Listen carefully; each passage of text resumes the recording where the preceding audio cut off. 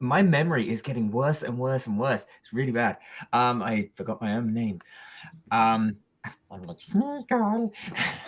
I am here, joined as always for episode 155 by the talent, the legend, the one we should all obey, Mr. Travis Croft. How are you, sir? I am fine and dandy. I am glad to be back. We're glad to be back. I guess I owe anyone unfortunate enough to still be listening to this show after all these years an apology.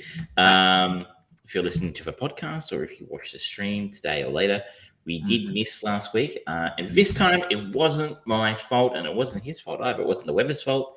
It was the internet. Yes. In this neighborhood went down last week. For about 24 hours, unfortunately, from about Wednesday afternoon to about Thursday afternoon. And we did try hotspotting. I tried hotspotting.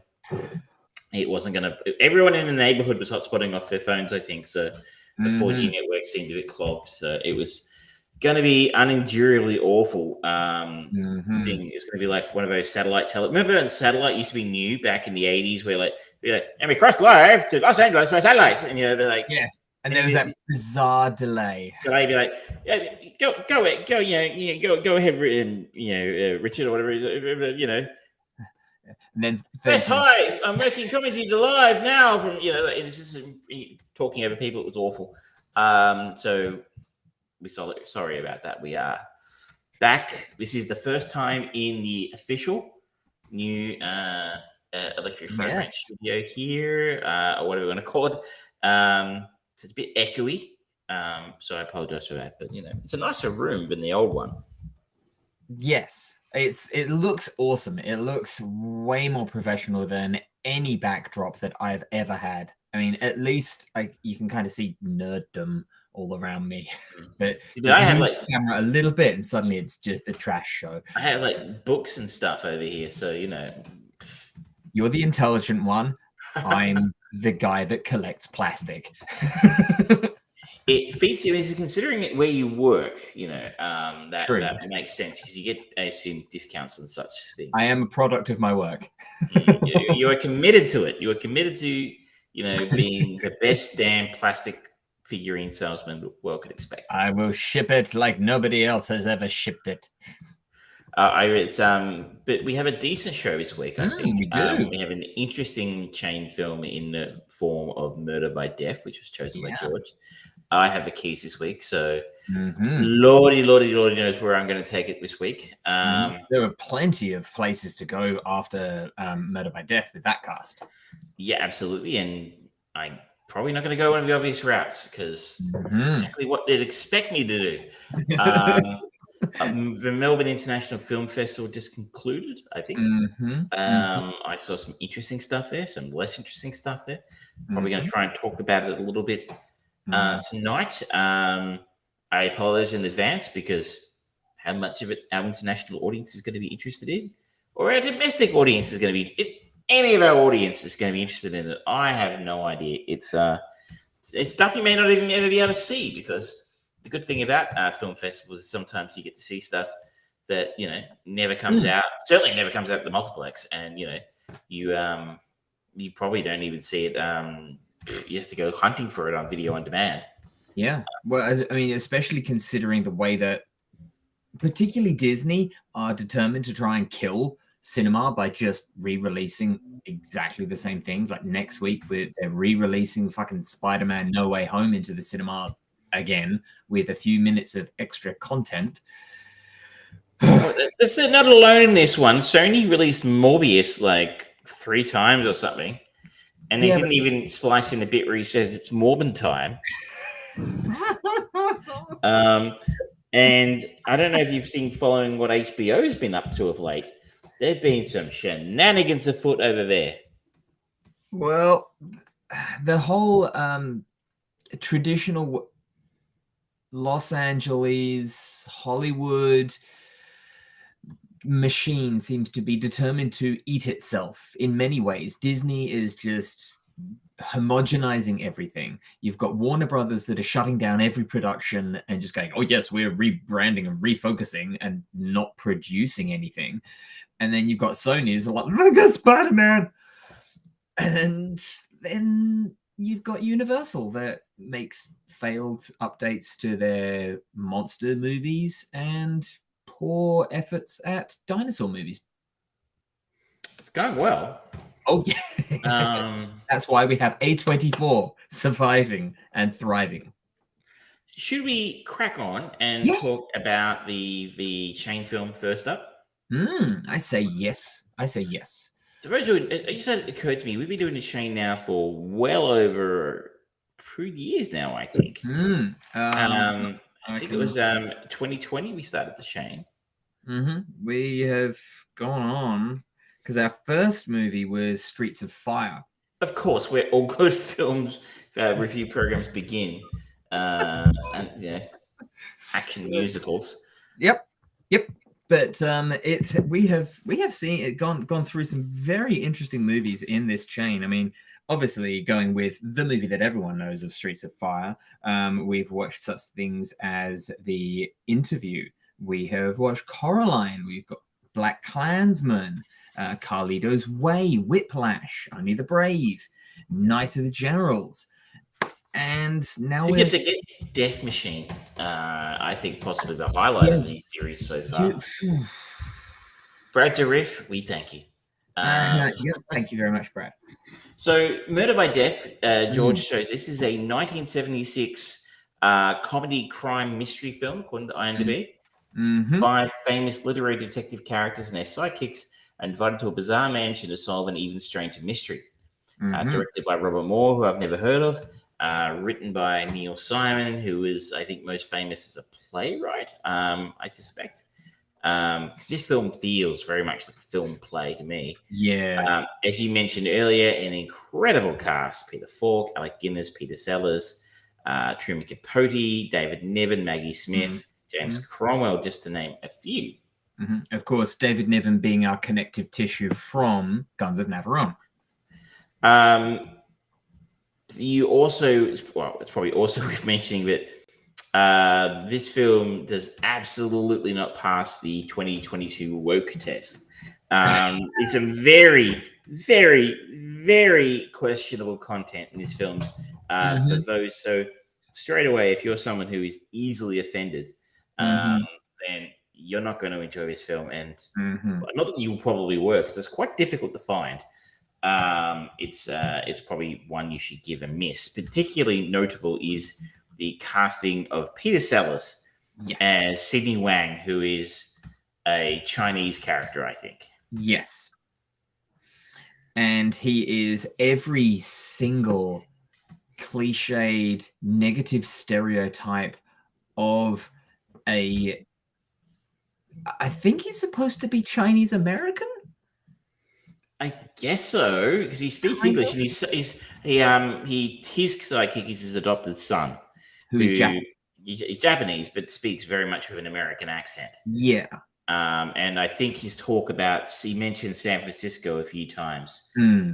So I'm guessing that if that was the case, he's supposed to be Chinese American. But those who are uninitiated are probably maybe not familiar with the fact that Peter Sellers was neither Chinese nor American.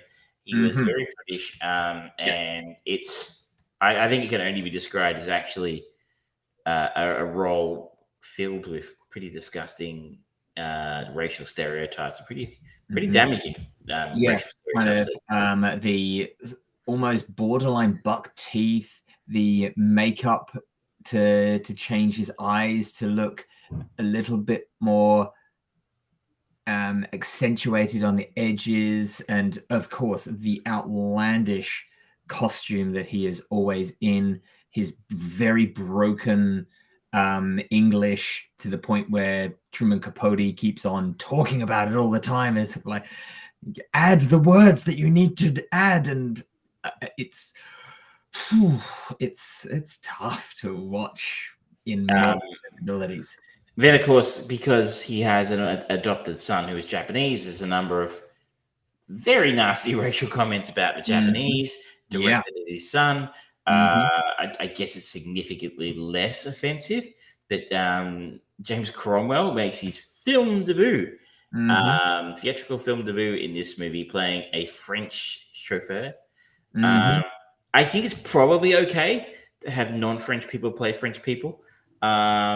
Still, but No, you can only have French people play French people. give it time. Give it time. But it's just about, we're just about there, and everything else. You can't have a person play a role which they themselves are not, a member of a group. Exactly that person. I mean, I've heard conversations now that you cannot play a Jewish character unless you are Jewish. Yeah, I remember hearing something about that. It's like, okay. Obviously, there's no law that says to play other people that they're not. Otherwise, everything is a biography. To the point where we've now got, obviously, I mean, I can see the point to some degree, but anyway, it's a whole other debate. But nevertheless, to say that it was actually quite jarring to see him play the role the way he did, even though how do I say this? I think he did well. If you're going to play a horrible racial stereotype of a particular community, he did that about as well as could be expected. Yeah. I mean, it's trying to kind of divorce ourselves from modern sensibilities and approaches to social commentary and expectation of representation now. Yeah, he played the role that as was written, and he played that role well, but that doesn't necessarily mean that the role was good. No, yeah, it's you can see it's Peter Sellers is obviously an incredible talent. And but then you've also got kind of every single one of the characters is played to the extreme borders of borderline grotesque. Well, they are a parody. The film is a parody of detective movies and murder mystery movies, and these characters themselves are parodies of famous literary characters. So we have Elsa Lanchester playing Jessica Marbles, who is Marple. Yep. You've got the Belgian guy who is obviously Poirot. You've got David Niven sort of playing, I don't exactly know who he's supposed to be, but sort of your up to proper English, maybe a Sherlock Holmesian kind of character, I don't know, but and you got Peter Falk playing Sam Diamond, but the dyed in the wool, American private eye kind of character. Yeah. It's almost like a strange cross between like Humphrey Bogart in Casablanca crossed with Peter Falk's most famous role of Columbo. It's like, which came after this, weirdly. Yeah. Maybe he just thought, you know what, I enjoyed playing that character. I actually thought he was funny. He had some good lines. Last time I trusted a dame was Paris in 1940. She said she was going out for a bottle of wine. 2 hours later, the Germans marched into France. It's locked from the inside. That can only mean one thing, and I don't know what it is. The thing is that there's some funny stuff in here. But to go back to Peter Sellers' character, I think one of his first sort of gags is like, your observation is like a television on a honeymoon, unnecessary. And you're like, I have deliberately taken away the accent on that one because I'm not doing it. Yeah. But even the lines that he comes out with, the way that they're delivered, it's when you analyze it now, it's like almost everything he says sounds like a bad fortune cookie reading. And that's, again, intentional. It's very deliberate. Yeah. And I guess I don't know the famous Chinese detective he's parodying, Fu Manchu, maybe? I don't know what the character is there. But again, these characters are all very much parodies of these famous literary characters who are maybe more famous in the 70s than they are today. So I guess that's why everything's turned out to 11 and everybody's playing it to the hilt. But I don't know. Like I said, I hinted at the start, this film for me felt like a filmed play. like this would have worked really well on the stage, probably. But I don't know that it's been particularly well translated onto the screen because it's so cheesy. It's so over the top. It's almost impossible to take it. It probably isn't supposed to be taken seriously, but I need to take it seriously enough as a film to, be engaged by it. And it doesn't. If I look at a film like, say, Airplane / Flying High, which is an obvious parody of disaster films, which is of a similar vintage from memory, maybe 5 years after this, you don't take that film seriously, but it's also funny enough that you don't care, and you understand it's poking fun at. And while I understand what this is poking fun at, maybe this film wasn't funny enough to keep the parody afloat for me. What did you think? Just as a side note, the parody characters that they are based off, obviously we've got the Hercule Poirot, we've got Miss Marple, there's Charlie Chan, Nick and Nora Charles from The Thin Man, sorry, and Sam Spade, who was in the Maltese. Humphrey Bogart. There you go. Nice. Yeah. This is a weirdly paced movie because it's a parody painting to the extremes of these characters to just try and find as much comedy in them as possible. And as a side effect of that, there isn't really any story. Like it feels like 75% of the movie is them getting to the mansion and then having a dinner, and then suddenly it's like, okay, we're gonna go to sleep. Everyone's almost killed, and then it's like, okay, round up, boom, done, out. It is. It moves very quickly, and the things that they tend to focus. The film, you're right, focuses a very long time on the arrivals. And the joke probably probably needed to be told once. Being character arrives at the mansion, the rickety bridge that almost kills them. Then someone tries to drop a statue on their head as they're entering the house. The mansion's doorbell is Fay Ray screaming. That's the gag. I will say one of the best consistent jokes through the first portion of this movie is Alec Guinness as Benson Mum. He's actually really good in this, Alec Guinness. And not just actually, you have to say all the performances, despite the terrible racial stereotypes, are really quite good. But he was probably the one that surprised me the most because I guess as modern film viewers, what do we associate Alec Guinness with most? It's definitely Obi-Wan Kenobi. But the other one I think of is Bridge on the River Kwai. Not comedy. For me, I do know him from comedy, and he did partner up with Peter Sellers previously on the original Lady Killers, which is a classic British comedy. And again, he doesn't go to the same level of so oblivious to everyone else that it's hilarious of Leslie Nielsen, say, but there's just this naturalism to the absurdity of a blind, and the combination of a blind butler and a deaf and dumb cook, and him just eventually slowly finding out that there's nothing been cooked because she couldn't understand anything he was saying, and then him just walking to a random spot in the kitchen and just going, "You're fired," and she's just sitting there just like completely oblivious that he's even talking. They come into our second thing that this film steps on, which is ableism. I don't think we're allowed to make fun of people with disabilities anymore. So that one's out, and then a little bit of homophobia later on, so also involving Alec Guinness. But maybe I'm a horrible person for laughing, but it was kind of funny. But he was quite a turn up for me. It was a surprise. I haven't seen Alec Guinness do comedy before, and I thought he was wonderful in the role of Benson Mum. But that joke at the start kind of went on for way too long. And then you showed into the rooms, and the rooms are garbage, and that went on for way too long.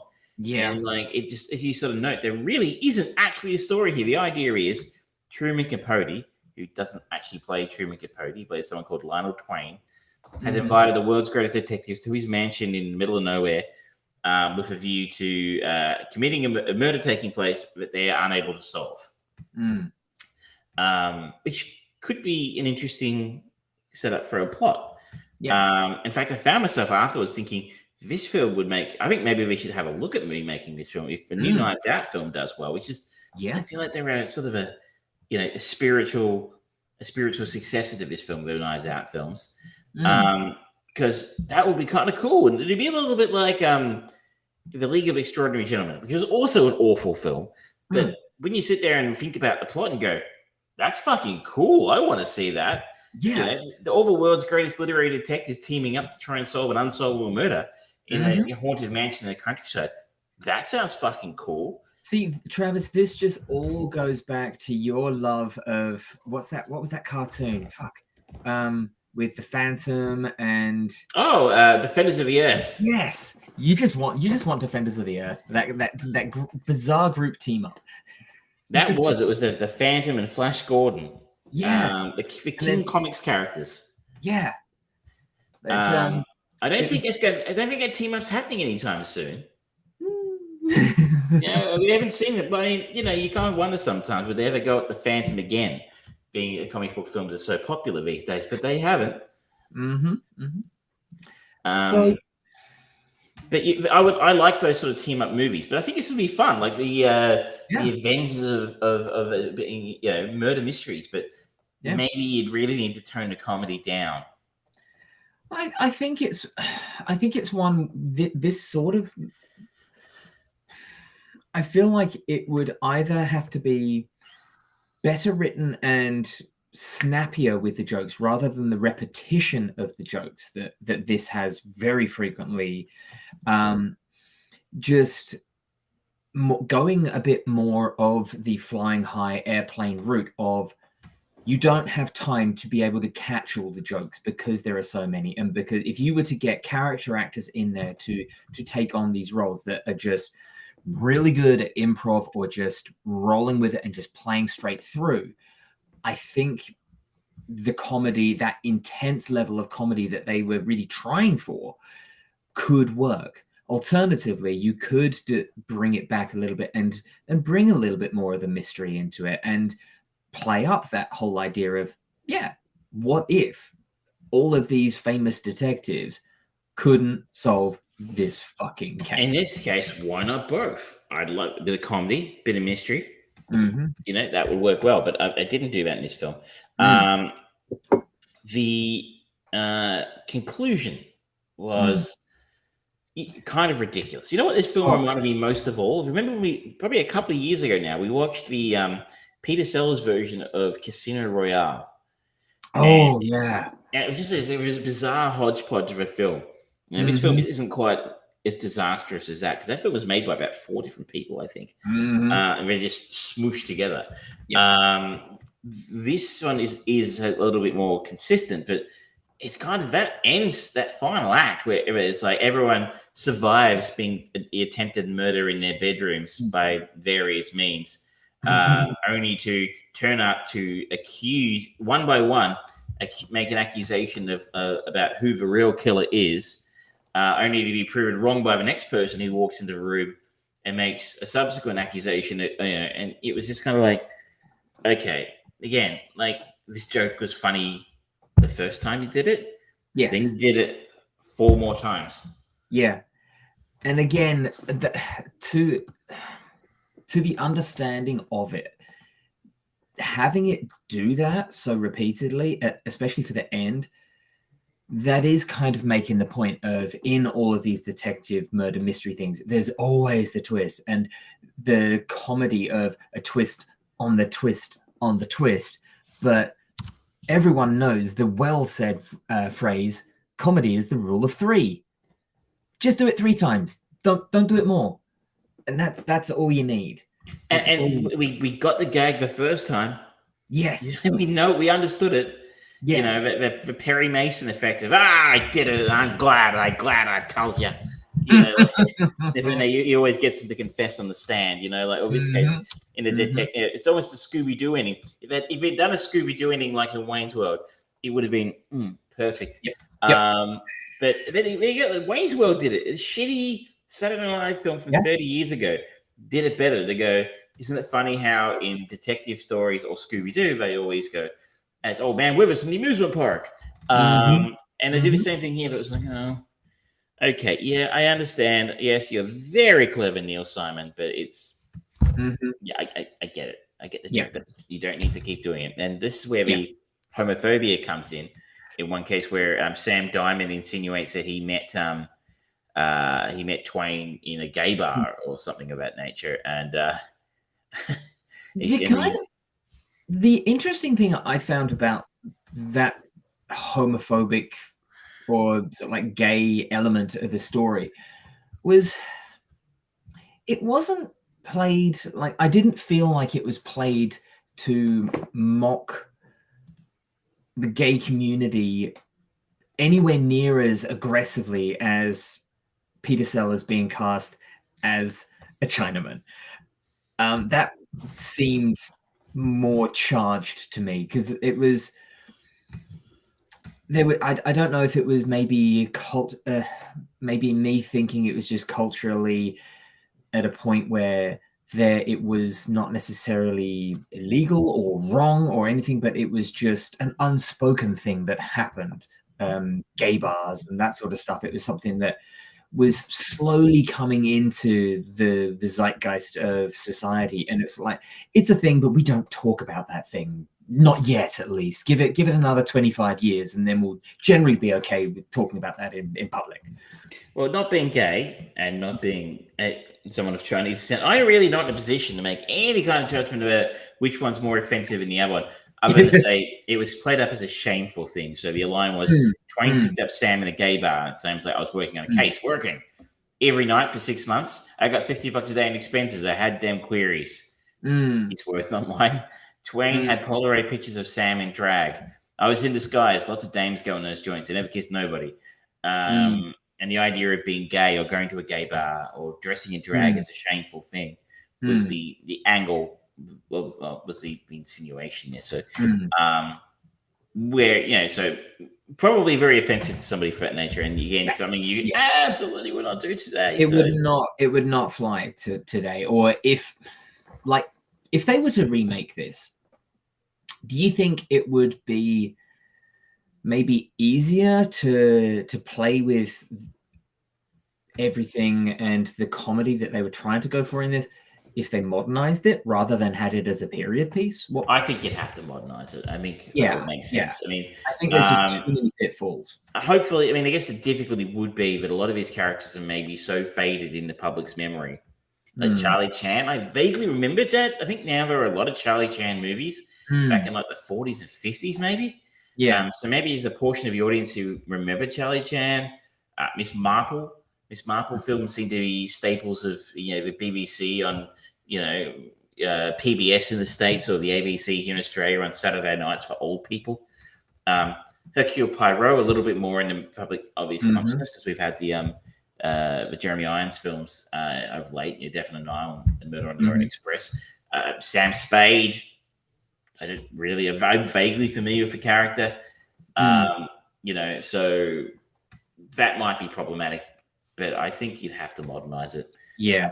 And you just know Hollywood couldn't resist like recasting Poirot as a woman, or something like that, and some sort of window dressing of that nature. But as far as I know, they're not doing that, and that's probably a good thing because I don't think anyone would want to be associated with this film.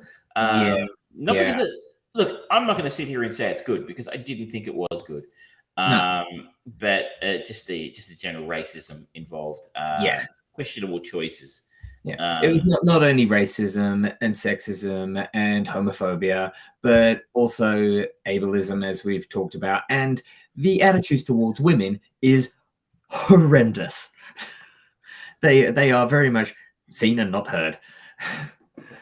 And I guess just more broadly, like I said at the start, it felt like a film play. George gave a right idea of it. There's not a lot of story here. If you don't find a joke funny the first time, then you've got to listen to it 4 more times and it gets a bit old. I found it slow, ponderous, and while a good choice, really interesting choice from you. But at the same time, I'm a little bit flummoxed by the 7.3 and it has an IMDb. Maybe it's an older audience who just gets those gags, but not for me. Yeah, not for me. Thank you. No. All right. So, where are you driving us to next? I told you I was going to take you somewhere unexpected. Maybe I don't know, but I could have got a lot more unexpected. We've been watching some interesting films. We've been watching some classy films. Ooh. I would like to make an addendum and a request as a companion viewing of this. Clue. Well, the other thing, I almost went with Gosford Park, which I think is an even better companion piece of this, and that starred Maggie Smith as well. That's sort of your country manor murder mystery. But I didn't go with Gosford Park. I decided to take us more down market, shall we say. I think we've been very kind. We've been looking at films that maybe weren't great, like In the Bounty, but at least they were big productions and grand and Marlon Brando. But I am taking us to a different kind of Marlon Brando. The man who was a giant in his field, an icon in his field. And this is one of his first attempts to transition into cinema. And we're going to follow, though, Richard Narita, who played Peter Sellers' son, Willy Wang. Oh, yes. And we're going back to his role as Zukaki in the 1991 science fiction action comedy masterpiece, Suburban Commando.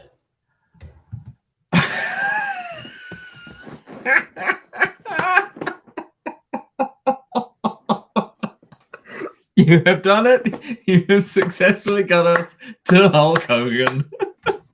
I can go home now. Everyone can go home. We've done it. And that's the end of Chain Movie. We're done. Podcast is finishing. You're welcome. Oh my God. Thanks for that. We can, if I wanted to, we could legitimately go to Clue because of Christopher Lloyd. Christopher Lloyd, Shelley Duvall, Larry Miller, some of the better known names. Mark Calloway in here, better known as The Undertaker. It's one of the bad guys. This, of course, is not exactly the film debut of Hulk Hogan. I think he was in a Rocky movie before this, but this is his first. I think it's his first starring role. Is the film's built around him. Interstellar hero from a distant world visits Earth and tries to fit in with a mundane yet kind suburban family. This has a 4.5 in IMDb. I don't think it did very well for critics either. Rotten Tomatoes score of 15% from critics, 33% from audiences. I like it. I went to the cinema and saw it when I was 14. So, yes. Hulk Hogan, very much the Marlon Brando of the professional wrestling world. Everyone hated him, but they acknowledged him. You can't help but acknowledge his influence on the industry. For those who play along at home, that is available to rent on Apple TV and via Amazon. That will be next week. A bit of Suburban Commando for everybody. You're welcome.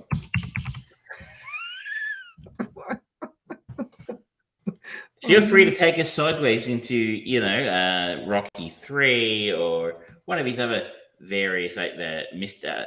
Santa with Muscles, potentially. No. Mr. Nanny. Don't try and direct me. Shall we move on? Yeah, let's move on. Should we talk about the other thing that we've both watched this week of She-Hulk? Let's. I've only watched the first episode. I haven't got around to the second one. So far, yet. The first episode is the only one out because it comes out on Thursdays. Yes. So this is the latest from Marvel on Disney Plus. She-Hulk Attorney at Law. Jennifer Walters navigates the complicated life of a single 30-something attorney who also happens to be a green 6'7" superpowered Hulk. Starring described as plucky. Could be a plucky, but she's a lawyer, not advertising executives. And I think lawyers aren't generally considered plucky. Completely different fields. Tatiana Maslany has been cast as Jennifer Walters, aka She-Hulk. Probably best known for her role in the British series, Orphan Black, I think it was. Very Obviously, we have Mark Ruffalo popping up in here in the first episode as Bruce Banner / the Hulk himself. And there are some other familiar faces in here.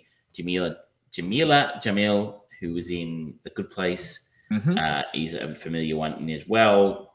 Tim Roth and Charlie Cox as Abomination and Daredevil are going to pop up later in the series. Yes. So we're told, along with Benedict Wong as Chang. This is supposed to be a comedy. It's a very, very heavy comedic tone. It's based on the She-Hulk character, which was, I think, was it not Stanley, it was the other big guy at Marvel. Anyway, from about 1980. Steve Ditko? Anyway, I will look it up, but I can't. It's not a new character in case some of the shitheads out there on the internet have been kind of going, "Oh, Disney God work." But Stanley and John Buscema were the creators. She is a legacy character from the Marvel comic books. What did you make of the first episode? It really wants to be Ally McBeal in the MCU. That kind of plucky, kind of kitschy kind of attitude and feel. And my God, were they determined to go, all right, we are going to introduce a new superhero as quickly as we possibly can and ignore, we're really going to gloss over everything else. Like the fact that Mark Ruffalo's Banner has got seemingly a very close, friendly relationship with a cousin who we've not heard hide nor hair of at all in the times that we've seen him. There's no strange resentment between them for him being in space for years and things like that and anything like that. And they really fucking rush it. And the only reason that there is any care or incidental comedy in it is because of the quality of the performers of Tatiana and Mark in those things, because it fucking whips along at breakneck speed. I've commented in the past about how like the first two Harry Potter movies are kind of flick books for the best moments of the books and not actually telling the story. That's kind of what this feels like. It's flashing through it as quickly as it can. So it's like, okay, the real series starts at episode 2. And I'm like, okay. Whew. Again, Disney, why don't you just go, you know what? This is our TV show. We can have the episodes as long as we want. Let's just give them 45 minutes for the first episode or an hour for the first episode so that it just feels more succinct and well written and actually give these actors time to ingratiate themselves with the audience rather than just. I agree with pretty much all of that. It's rips along. It's so fast. It's just unnecessarily so in a way. Like, we've talked at length about Marvel in the past and made the obvious comparison to DC, who have been significantly less successful in this space than Marvel. And the strength of Marvel was built on the fact that they went out and they gave us a 2-hour Iron Man film to start with before introducing any of the other Avengers. And no one knew the fuck. No, Iron Man was not exactly a top tier comic property in 2008. No, nor was Robert Downey Jr. A-grade, talent. He was kind of washed up. And then they did the same thing of Captain America. People vaguely who remembered who that was, but we didn't really give a shit. And we got 2-hour origin films for all of them. Very reverent of films, actually giving us a real good introduction to who these characters were, what motivated them, where they came from, how they got to where they were as superheroes, and an insight into their superhero persona. Robert Downey Jr. surviving in that cave and having to build that suit to escape, or Steve Rogers being a test experiment, then being used as a propaganda tool, and only really actually becoming a hero when he had to go save his friends from the Nazis. Here, you said it's half an hour, and it's so fucking lame. It's so fucking lame how she gets turned into a Hulk. Yeah, in it, she gets a little bit of his blood in her blood or something in a car accident, and all of a sudden, you're a Hulk now. Sorry, there is precedent for that for the Incredible Hulk. Tim Blake Nelson gets a little bit of blood on his forehead that you slowly start to see his kind of forehead grow as he becomes the Thinker. So there's precedent there, Travis. Was that the Ed Norton one? Yes, it is. It's been a while since is that still canon? Technically, yes. It's got Robert Downey Jr. in the end credits. I haven't seen that one in a long look, and I understand that the actual nature of how she became a She-Hulk in the comic books was she got a blood transfusion from her cousin Bruce Banner, an emergency blood transfusion. I might have bought that, right? If you get a liter of someone's blood and they've got, whatever the fuck it is that's inside Banner's blood, okay, that could work. But like, a mild dash of his blood is not. I don't know. It just seemed a stretch to me, and it was lame. I guess myself and Michelle were on the couch watching, rolling our eyes, going, "You've got to be fucking kidding me!" And I had to look it up to see what the real story was in the comic book. And you're like, that would have made more sense. Yeah. Now, let's go to the big button question and topic of what seems to be, after this first episode, what seems to be the number one message of She-Hulk. And that is the difficulty of being a woman in modern society. It's interesting here. So on reflection, I think that's an interesting angle to take. Agreed. It really resonated with Michelle. Being the only woman in the room at the time while we're watching it. And her opinion, therefore, has to really be taken into account as someone with a little bit of first-hand experience of what being a woman's like. Mine less so recently, anyway. So I didn't like how it was delivered, though. I thought it felt really cringy and ham-fisted, like everything Marvel tries to do in this space, where they try to go, but we're for women now, like with everything with the Eternals still somehow. But what they did with Captain Marvel, they just jammed all that stuff in there, which I'm like, I don't disagree with it. I just disagree with how you did it. Or the team up at the end of Endgame where she's not alone. And all the female Avengers just turn up from wherever they were and happen to be in the one place and kick the shit out of Thanos for 5 minutes. And you're like, again, it's kind of cool, but it just feels a little ham-fisted and a little forced. And it felt ham-fisted and forced here. And I actually tend to disagree with you. I don't know that I'm a massive fan of the performance of Maslany here as She-Hulk. It's kind of smarmy. I mean, it just didn't feel real to me. Like if you woke up and you're now transforming into a 6'7" rage monster occasionally, even if you don't have the alter ego that Bruce used to have, you are somewhat in control of your faculties.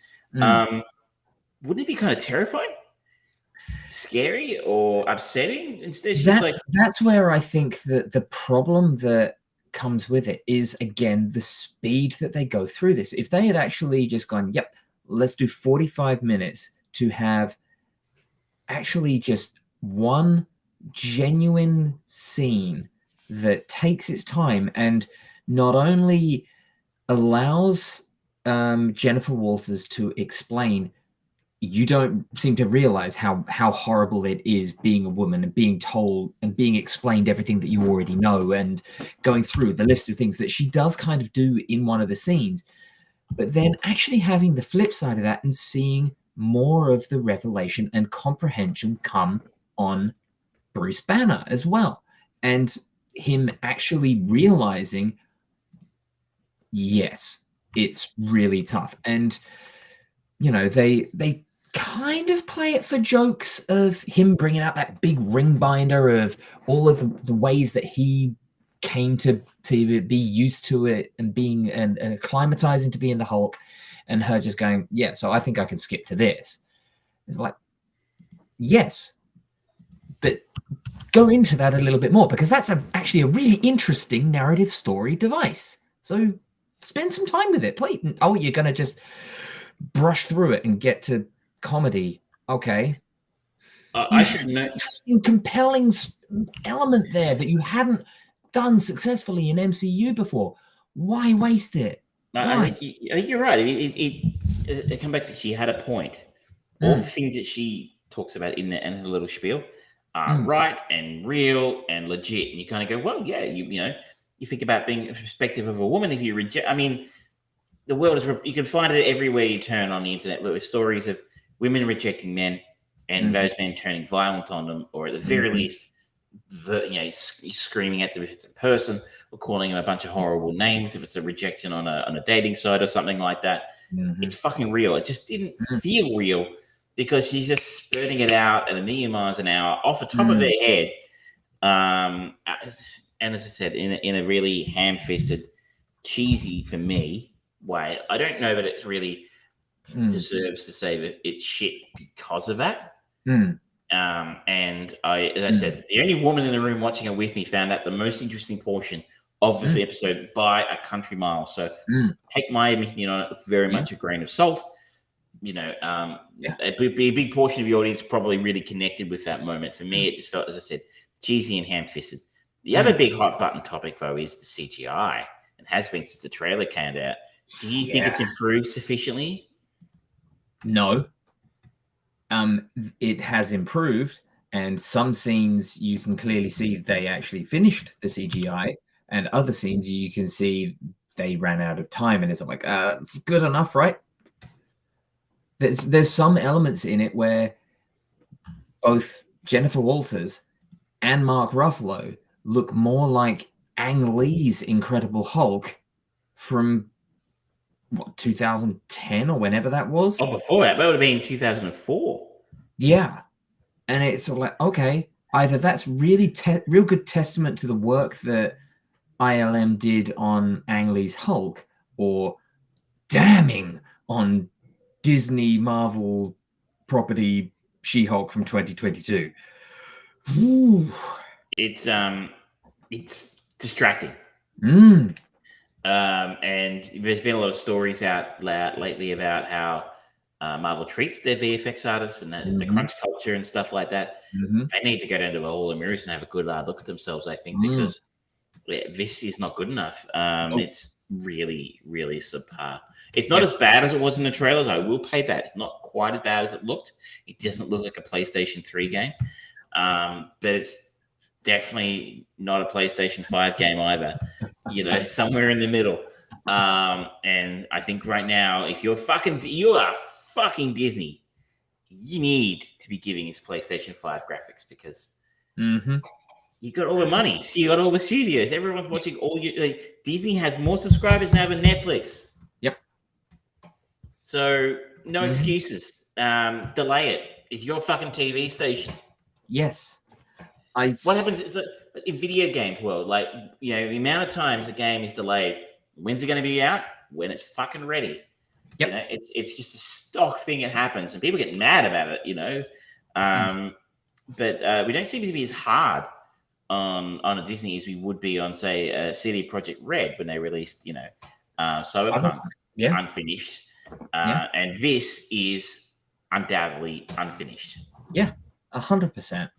100%. It speaks to their still bizarre, archaic ideology of serialized stuff. I get the functional reason for doing weekly release. That's totally fine. But if the story is compelling, give it a bit more time. If the story can be wrapped up in 22 minutes instead of 30, do it in 22 minutes. Don't put filler in it just because. It's your fucking streaming service. It's your fucking property. You can do it however the fuck you want. People will be happy. It blows my mind. So I guess in a nutshell, I wasn't impressed at all. I didn't find it funny. I did not laugh once. It wasn't funny. No. The character of Jennifer is smarmy and annoying for me a little bit. Certainly not the worst thing I've seen. Not as bad as, say, Evie or whatever her fucking name was on Loki. Also smarmy and annoying. Maybe we should get some writers in who can write women who aren't smarmy and annoying, because they aren't, and they shouldn't be that way. And the writer of this episode is the same writer who did Pickle Rick to Rick and Morty. Jessica Gao is her name, and Mhm. she's created for television. The show's created by her. She's Mhm. done Robot Chicken, Rick and Morty, Silicon Valley. She can obviously, and Pickle Rick was one of the most iconic episodes Mm. of Rick and Morty. So I wonder what's going on. I would probably watch an episode 2 more, almost Yep. purely on the strength of who she is and what she's done in the past. Going, Mm. you can write comedy, lady, so maybe Mhm. you can nail this. But it really wasn't good. It was really quiet. I put it up on Facebook because it was very average. I think that's Mhm. me being generous. I would give this a serious pass if it didn't have that kind of talent behind it in the writing department. Yeah. I'm gonna stick with it for another episode, but the other thing that really I haven't read any She-Hulk comics, so I don't know if it's a trope of the comics, but I don't know why she addresses the camera. Apparently, she's famous for that in the comic books, is breaking the fourth wall. Okay. I So I kind of read. feel like it's somehow cheating the system. I feel like Ryan Reynolds would probably be annoyed at being beaten to the screen in the Disney world of Marvel, considering that's Deadpool's thing. And it's like, you know what?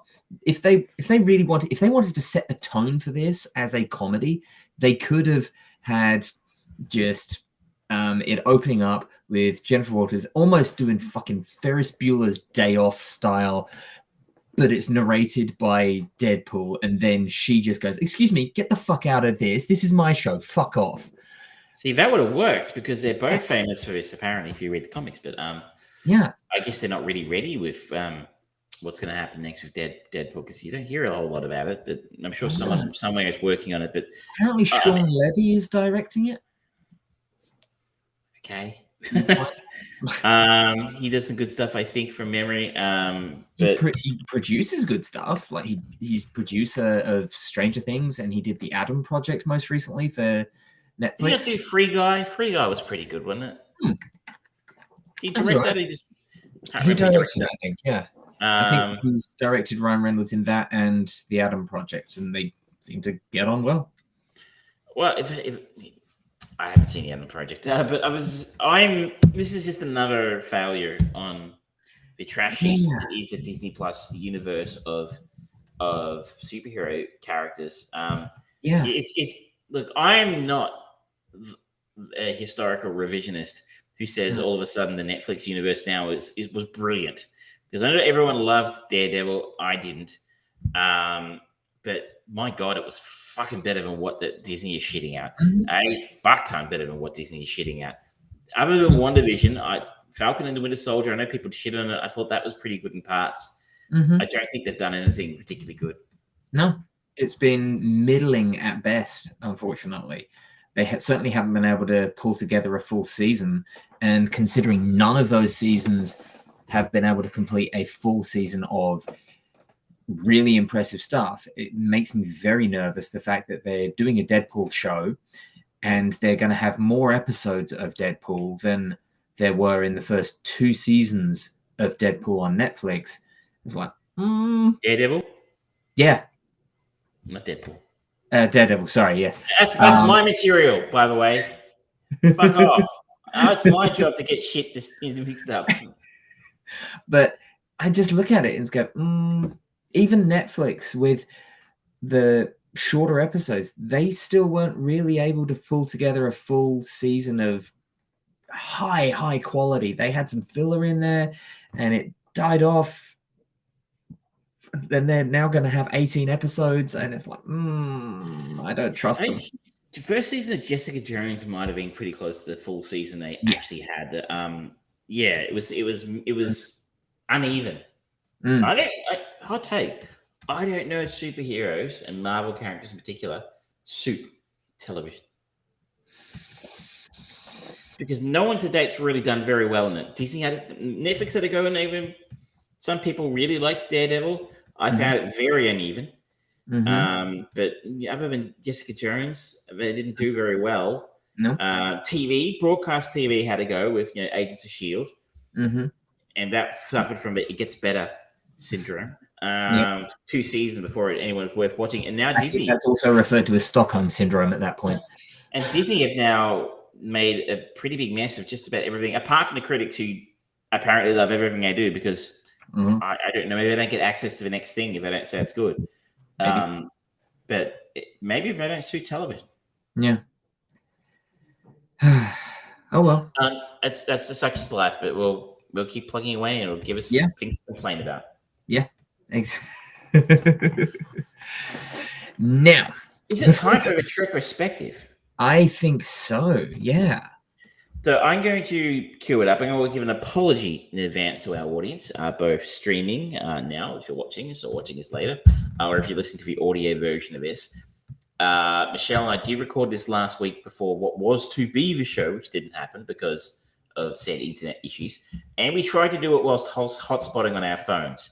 So I was telling George before the show started, it's a bit like those old days of when satellite communications were quite new and used to have that 5-second delay. Crossing live to our entertainment reporter in LA, and they'd be like, "Yes, hello, I'm coming to you live," and it end up talking over each other. So there's a bit of that, guys. The video frees up. It may not be great, but this week's is a double episode. It's a little bit longer. I apologize, but 2 episodes, and we are talking about Generations and First Contact.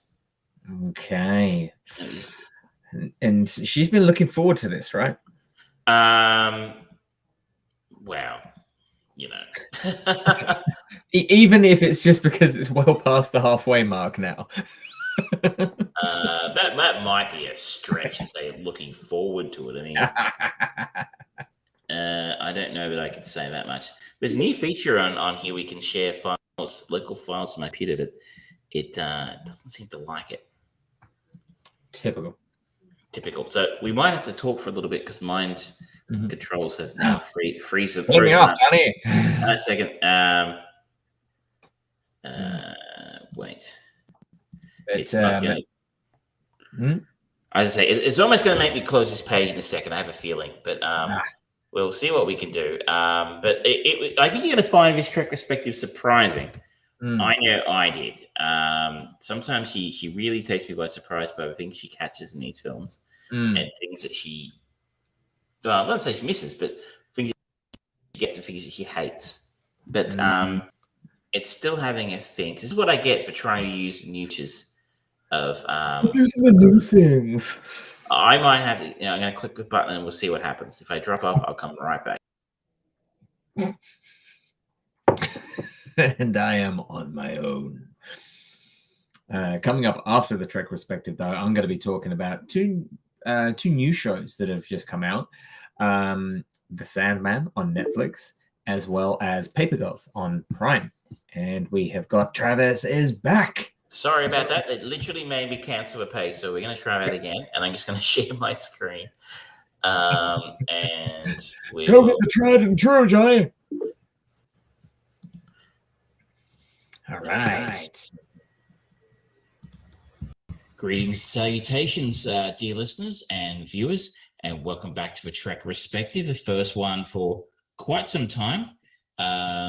Those who are playing along from home who watched the last show might realize we had some issues with the unspecified virus of unknown origin initially, and that made recording difficult, and then we moved house. And even tonight, we don't have any internet because reasons. So, but we're still figuring it out, and we're still coming back to you because we promised you we would last week come back with a double edition of the Trek Perspective.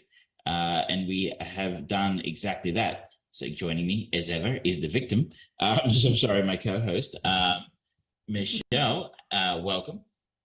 Thank you. Thank you for that introduction, I guess, and the commitment that we're showing, the resilience, that word, just to keep on going, even though everything's just crashing around us. Stoicism, really. It's the only way to be. That's what you want.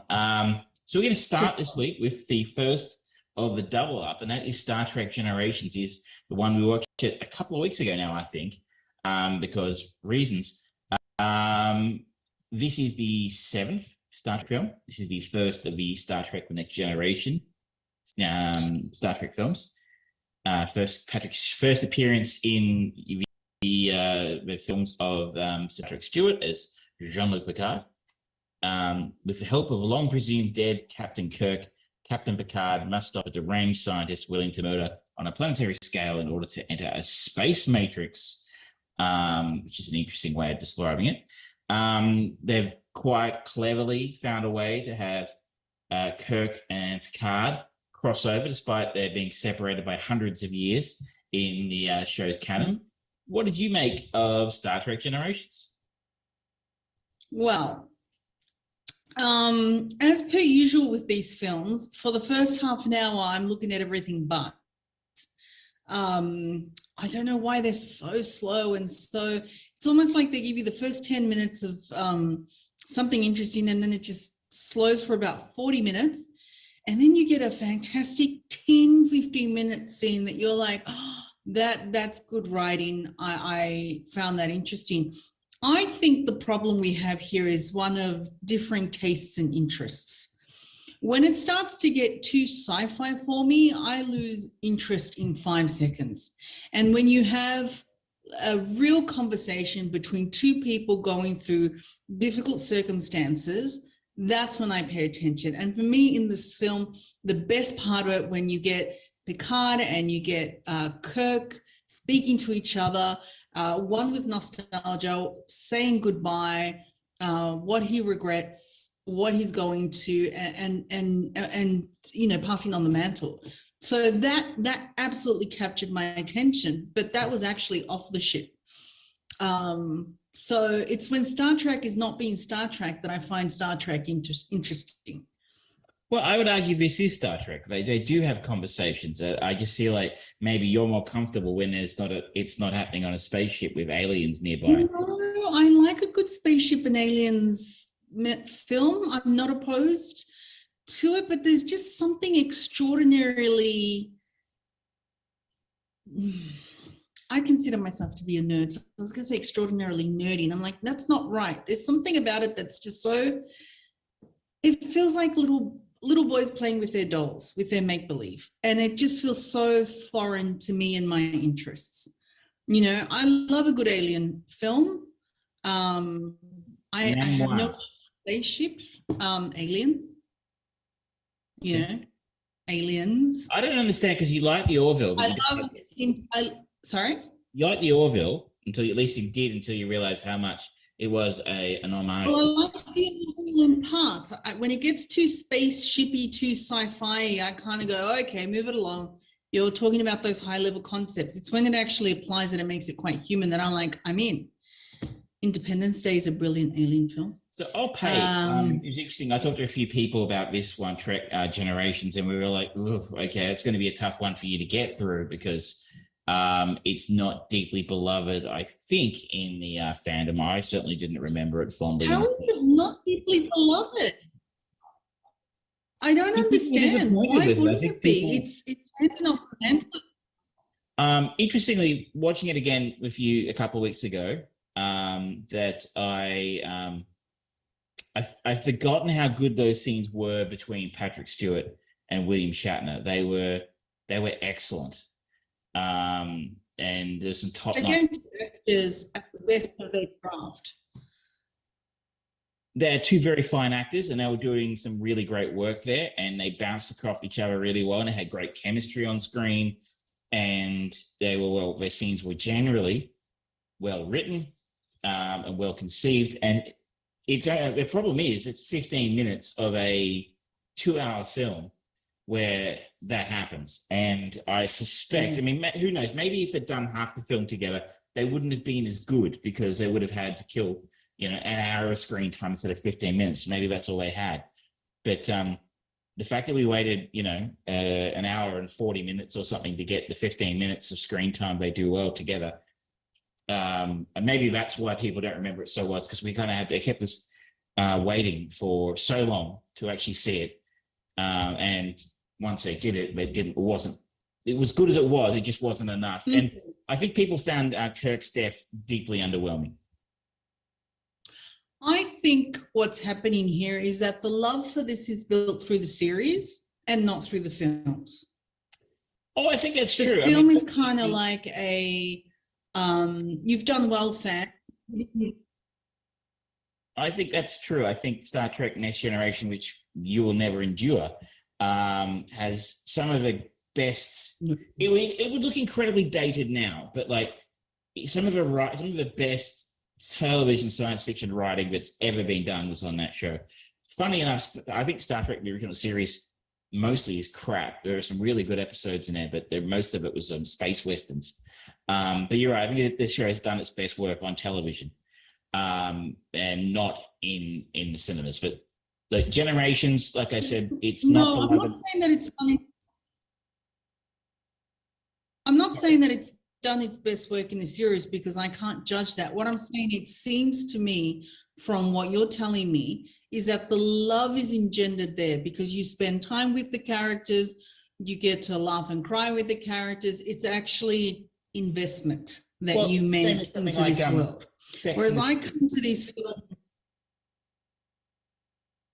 completely. It's exactly. So I invested time with those characters. They were innovative when they came out. They were saying something interesting that wasn't said before. If we look back of it and we rip it from its context, then it's extraordinarily problematic in parts, right? But at the same time, I remember living through it and going, this is interesting. This is speaking to me and saying something to me that I hadn't seen or heard on television before. So this is what I was saying the other day about them being temporal, that I've also missed the temporal boat, so to speak, on when these particular films become so enmeshed in the zeitgeist at the time that they actually give you something to bond with, to be seen about, to identify with, that I'm just not getting any of that. I think at the time you might have said this is potentially the film you've hated the least.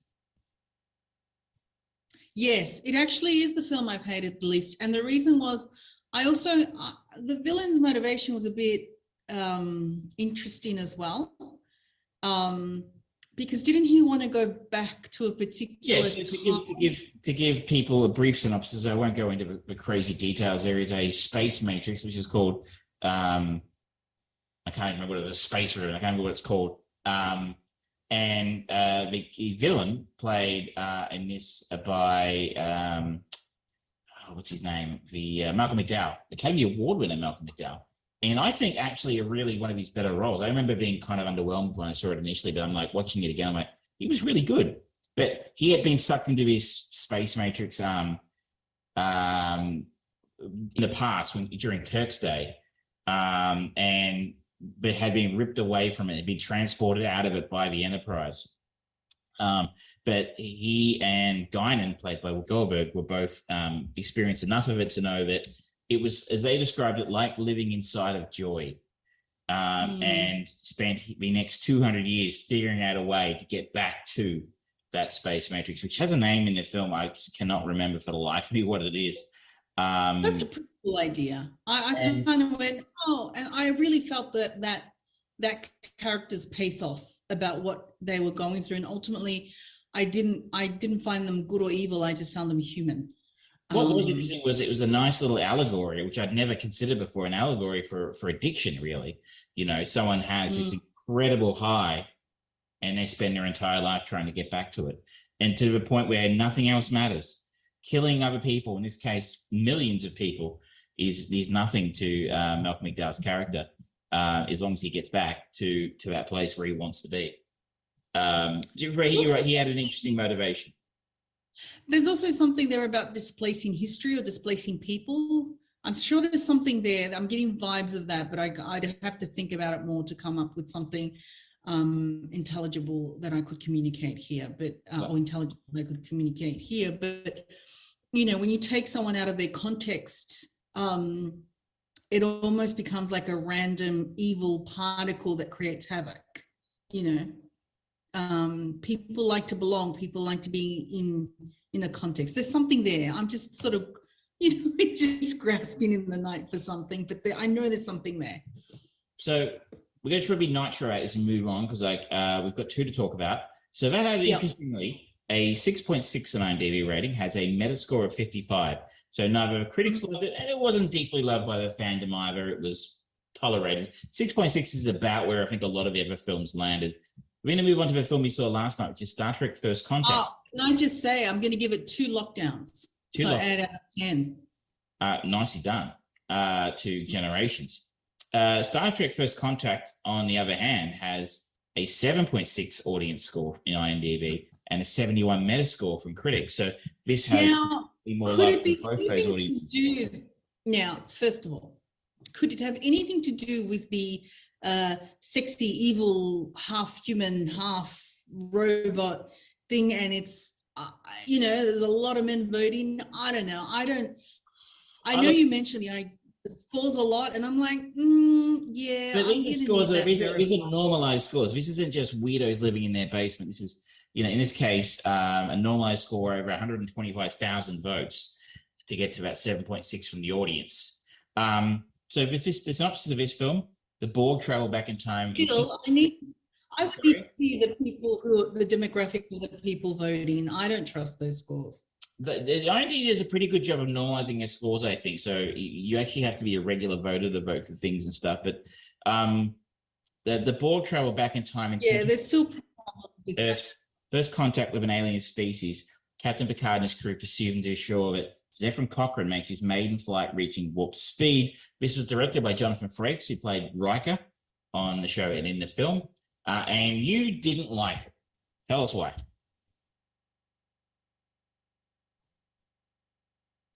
I liked 15 minutes. I like the conversation between the hive mind personified as, I don't know why, but she's giving me Kate Beckinsale vibes for Underworld for some reason. I can see that.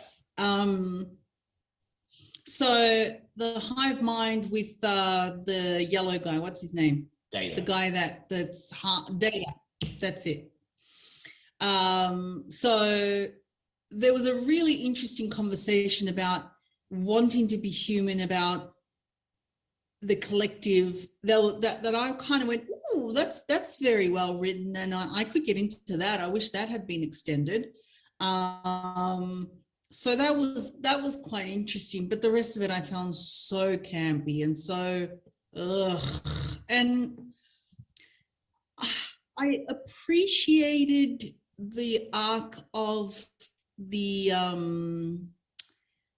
Earth guy, played by the guy who played the farmer in Pig. James Cromwell. Babe, I should say.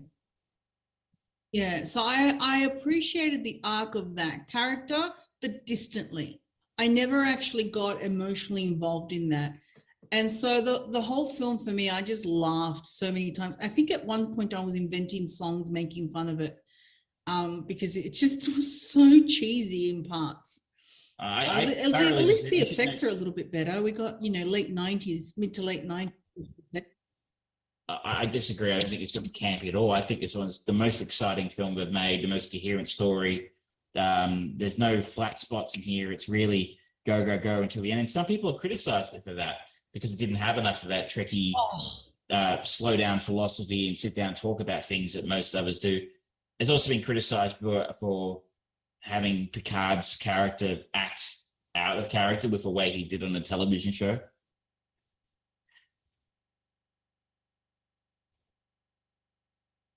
No, I just I just felt that all those action sequences just felt superfluous, like they were not needed, that they were just there for audience stimulation almost, like let's what give action you a little bit of violence and action stimulation though? Sure, but it has to be part of the story. There's no point in just having a car chase in the middle of the movie if there's no point to it. But you've got aliens invading Earth trying to take it over. What about that is having a fight scene between humans trying to prevent the aliens from doing the thing? How is that not in context of them trying to save the world? They kept on going back and forth.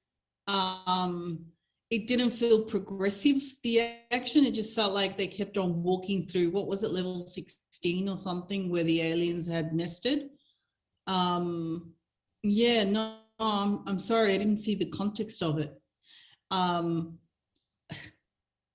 Just the other thing that surprises me about all this is how much it has influence, because I saw Rick and Morty in this film. I saw, I think they borrowed from Terminator. I think they borrowed from Die Hard, as you mentioned. It was a little bit like Die Hard on a ship, I think you said. So there's a lot of cross-pollination and just influence, but no, didn't speak to me. It wasn't until those 15 minutes where they were having this really, interesting conversation that I thought, well, this is interesting. And I'm like, starting off with his memories of being a Borg and flashbacks. I mean, that is just so, I'm 14 years old writing a short story. There's no sophistication to that whatsoever. I thoroughly and 100% disagree with you. Now, the reason why is that this movie, I think, leans most heavily into stuff that's happened on the TV show, more so than I think anything else in the films to date, in the sense that we've never met the Borg before now. You had never heard of them, though they've become, I think, for most people who follow this even loosely, one of the more iconic villains in science fiction. But they can't make a Trek film and expect everyone to have watched the TV show as much as to know everything that's happened and why Picard hates the Borg so much. Like, that he has a genuine. I mean, the film's about revenge and having a vendetta. And if you don't know the story of what he became a Borg and was abducted and assimilated, but you don't have that context. He's just talking about context. You need to know he was a Borg and had been assimilated to understand why he's so angry at them. Otherwise, his actions really don't make a whole lot of sense.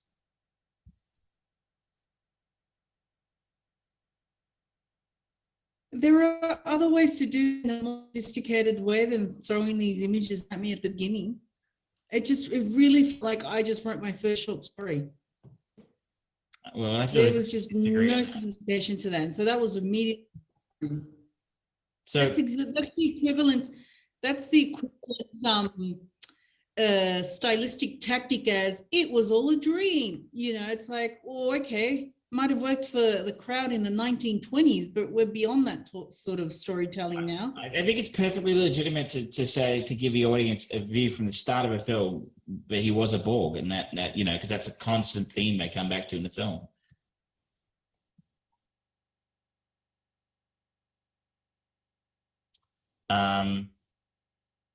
I think we're probably going to have to end it pretty soon because the internet here is sketchy AF. And it's like, no, I'm not telling you. I'm not saying that that shadow.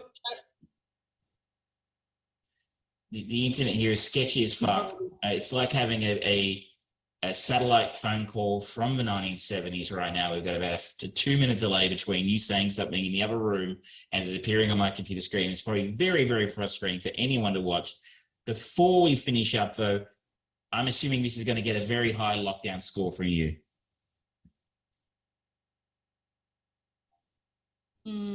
Yeah, I would say this is probably a. No, I'm actually going to give it a 5.5 lockdowns. It's not the worst one. 5.5. So it's about a 5.5 out of 10. So 4.5 out of 10. Well, as I said to you last night, you didn't like. This is generally. Arguably, but I think generally the most loved of the 4 Star Trek Next Generation films. You've got 2 more to come. I could be wrong. I haven't looked up their scores on the internet, but they are, as I remember them, significantly lesser films than this one. So the fact you didn't enjoy this doesn't bode well for those 2. But at the same time, there could be something in one of those that you enjoy that I've just forgotten about, or just is less sci-fi-ish that sort of appeals to you. But thank you very much for joining me via satellite from Vulcan, apparently, because that's how long the message is taken here. And we will be back next week to talk about Star Trek Insurrection. I think that's the next one. Yes. Thank you, Michelle. Thank you. And back to you, Spearsy. There we go. A double bill filled with some technical difficulties there, but still interesting thoughts. Apologies again, people. It was probably hard to watch, but it was interesting that she liked Generation so much. I don't remember liking it when it came out. I don't think many people do remember it as fondly. I just remember it being like I'm a big fan of Malcolm McDowell, and I was like, yeah, this is first Next Generation movie, and then the William Shatner stuff in it, and it's like, I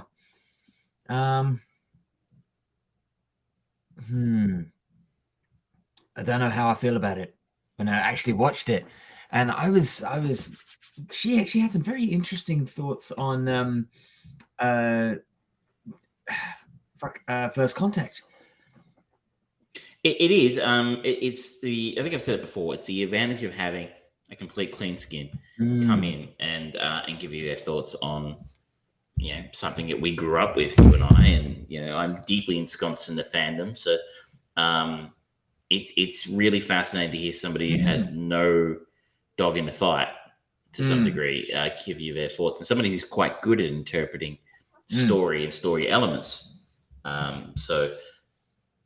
It's been an interesting process. As I said in the show, she's not got much to look forward to in the next couple of weeks. I don't remember Insurrection being very good.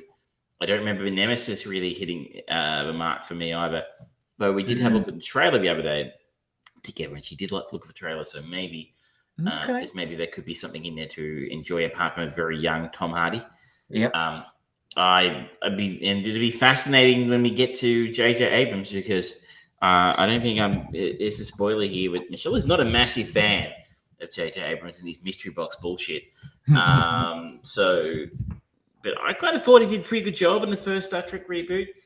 I even enjoyed Into Darkness, which a lot of Trekkies didn't. So, but that's all yet to come. There's five more to go. 5 more. You've got some interesting new TV to talk about, I think. Yes, I have. Yes. I am going to talk first and foremost about one of my favorite books of all time finally coming to the screen. And that is Neil Gaiman's Sandman. Now, this is the big new Netflix show that largely seems to be taking the world by storm. Certainly reviews seem to be very, very popular about it. It seems to be hitting the mark far more than some other Neil Gaiman properties, such as American Gods, which was very touch and go for a lot of people. I rather liked what they did with it, but I seem to be a bit of an outlier for that, and that got cancelled before they were able to finish it, I believe. But for those who do not know, a wizard attempting to capture death to bargain for eternal life traps her younger brother, Dream, instead. Fearful for his safety, the wizard kept him imprisoned in a glass bottle for decades. After his escape, Dream, also known as Morpheus, goes on a quest for his lost objects of power. That is a broad strokes detailing of what the story is, because when you're dealing with, for all intents and purposes, the god of dreams, a realm where literally anything is possible and can happen, you're going to be dealing with some interesting concepts, notions, ideas, visuals, and emotions. And of course, this being a graphic novel adaptation, things are going to change. And there has been some hubbub, shall we say, about the casting of Gwendolyn Christie. Is it Gwendolyn Christie? Gwendolyn...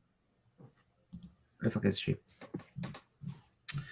I don't see her name in here. Gwendolyn Christie, who is most famous, I suppose, for most people, either as her time as Brienne of Tarth in Game of Thrones, or Captain Phasma in the Star Wars movies.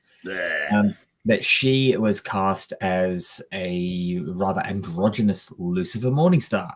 And for a lot of people, Lucifer is now somewhat synonymous with I think it was NBC / Netflix show of Lucifer starring Tom Ellis, which was a bizarre, odd mutation of the graphic novel based on the same idea, which was spawned off of The Sandman.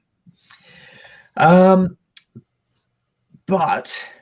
I think they did really fucking well. My God. We've got a gentleman called Tom Sturridge, who I don't think I know any of his work. He was On the Road, Far from the Maddening Crowd in 2015, Pirate Radio in 2009. But beyond that,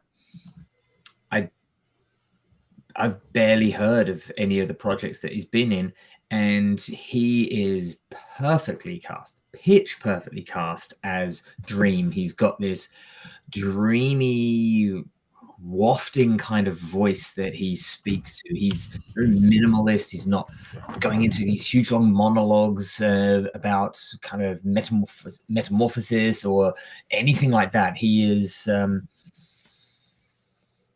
a displaced god who is suddenly realizing, fuck, I've got to re-find my place in the universe. And he does such a wonderful representation of what that must feel like. When you see him, you see this pain, you see this frustration of, I was and still am a god, but I do not have my full power yet, and this is frustrating, and humanity is confusing, and emotions and feelings, and this journey of revenge that I'm on, is it worthwhile? Is it folly? He just does so well. You've got some other famous people in there. You've got the voice of Patton Oswalt playing Matthew the Raven, and as is the legend of Morpheus the Dream, he's always accompanied by a raven. And Matthew is his new raven. And he does a really nice job of being somewhat the foil to the lethargy and despondency of Dream in their sequences. Because I would imagine that there'll be quite a few people who would kind of look at the way that Tom plays Dream and kind of goes, oh, he's doing a little bit of Edward Cullen from the Twilight movies. But there's more to it than just being a pretty face. He is a pretty handsome man. But there's more depth and nuance to his performance than what Robert Patrick was. Not Robert Patrick. That would be weird casting. Robert Patrick. Wow. Robert Pattinson. There's just more skill in the performance at that point. Robert Pattinson has clearly proven that he is actually a competent, if not very good, actor. But at the point of Twilight, he was still learning his craft. Our main villain, so to speak, of the show is played by Boyd Holbrook, who is definitely a name that you probably know. Most will probably recognize him. He played Pierce in Logan, Old Man Logan, as well as he was in The Predator, the very bad average, Shane Black. Yep. I think even he wants most people to forget about that. And for some of the more very British people, we've got David Thewlis in there playing John Dee, and Jenna Coleman doing a gender-swapped version of John Constantine as Joanna Constantine. And it's an interesting take. They didn't necessarily need to do it, but it brings an interesting new approach to the character of John Constantine, which we have seen many variations of, thanks to Keanu Reeves being Constantine in the movie, which was an odd mutation of All His Engines graphic novel, fantastic version of that character, as well as Matt Reeves, who not the director, but the actor who played him in the short-lived Constantine TV show, as well as Legends of Tomorrow. So them gender swapping John to Joanna Constantine and using it to inform the story and the character is exactly what we've been talking about for so many years now. About if you're going to gender swap something, make it part of their fucking story. Make it a part of their reason or validation for being in this world, or for acting how they are going to act and reacting how they're going to react. Suddenly having this kick-ass, sardonic con man of a sorcerer and schemer be gender swapped to a female is instantly going to put different kind of attributes and ideologies into that role, and it makes it compelling and interesting, and it suddenly adds this new layer to a somewhat well established character. So I think it's a good kind of starting point, or hopefully a good template at least, for if they do it later on with other properties. If they ever gender swap James Bond, actually, or, you know, cast Bond as a black guy, or whatever they're going to do. It's like, yeah, just use it to inform the character and tell something different about that character. It's great. But the real standout for this is, I would probably say David Thewlis, who plays John Dee, and he is the child of the, as I mentioned in the synopsis, the wizard that originally captured Dream, and he has gotten possession of a ruby that has got a lot of Dream's power in it. And there's a fantastic episode and really extended sequence, essentially, where he is able to use it to change reality to a certain point. And he just goes into a diner, and he's there just being nonchalant, he looks a little odd because he's still dressed in kind of, he was held in prison for a long time, so he's still kind of dressed in this thing after quite a cool escape sequence that's very casual but chilling at the same time. David Thewlis is a very strong, capable actor, especially when he plays those older, wizened, creepy people. He's good, creepy. But you see this scenario and these character moments just evolve and change as reality and their perception of it just changes and morphs and mutates and goes from being this dream moment where things are going great and wonderful to becoming a fucking nightmare. It's so masterfully done. It's genuinely delightful to watch in a challenging way. So would you consider this a fantasy show? Yes, this is definitely a fantasy show.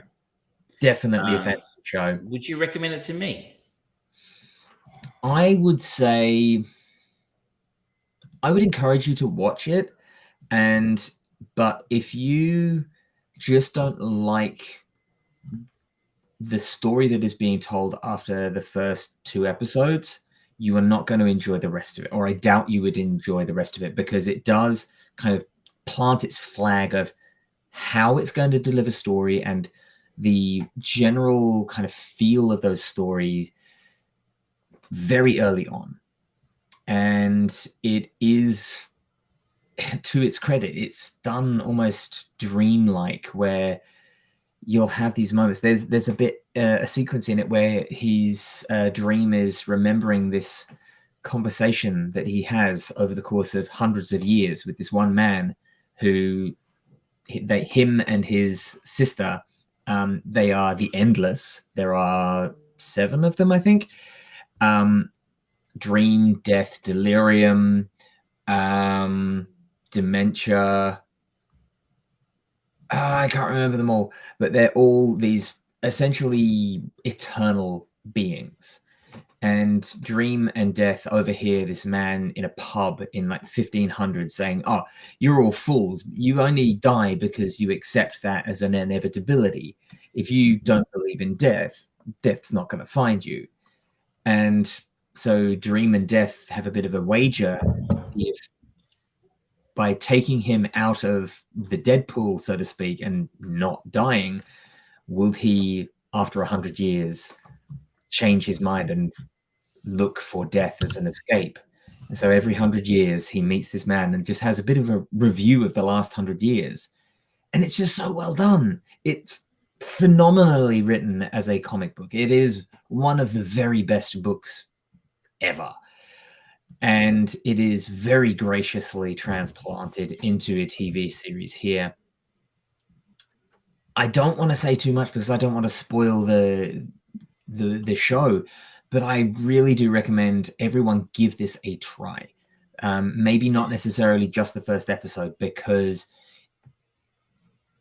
it evolves beyond that first premise. It's not like a procedural thing. This is one story told over episodes, and it's the journey of Dream. Would you compare it to, say, American Gods? Because that was very... I didn't like the book. I didn't like the TV show. It's different to American Gods. This is... It feels different. I don't know how to put it in any way. Yeah, I can't really work out. I'm going to say that we shouldn't necessarily write it off just because we didn't like American Gods. Yes, this is a very different creature to American Gods. It feels very different in its approach. And while Neil Gaiman is easily one of my favorite novelists of all time and writers of his graphic novels, phenomenal stuff, a lot of his things and a lot of the work that he's done on, like, he did a rewrite on Beowulf, I think, for Robert Zemeckis. He did the adaptation, the English translation adaptation of Princess Mononoke for Studio Ghibli. He's done some Doctor Who episodes. Obviously, he's got American Gods under his name.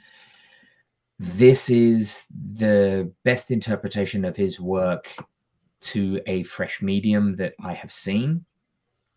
And the actors that come in and deliver the performances are so on point. It is wonderful. And we got spoiled as well, because a week or so after the first season just got dumped, as is typical Netflix fashion on Netflix, we suddenly realized, oh, they've just dropped another episode, which is two different things.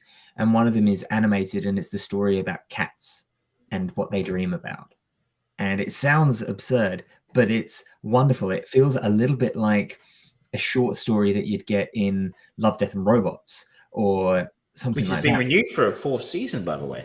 Yes. Very happy to hear that. We were that. shocked. I mean, we were not expecting that.